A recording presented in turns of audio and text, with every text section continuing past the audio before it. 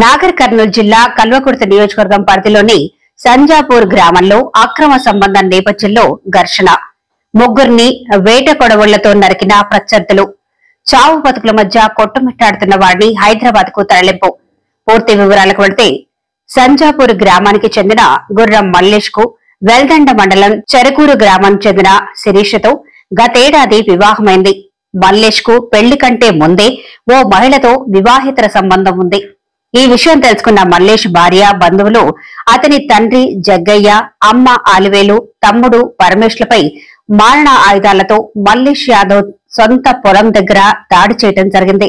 ఈ దాడిలో మల్లేష్ భార్య శిరీష, తమ్ముడు శివ, ప్రశాంత్, రామకృష్ణ, వెంకటేష్, నరేష్, సుభాష్ ఆరుగురు కలిసి మల్లేష్ యాదవ్ కుటుంబ సభ్యులపై దాడి చేయడం జరిగింది. ఈ దాడిలో ఇద్దరి పరిస్థితి విషమం. దాడి చేసిన ఆరుగురిలో ముగ్గురిని అదుపులోకి తీసుకుని కేసు నమోదు చేసి దర్యాప్తు చేపట్ట సిఐ నాగార్జున.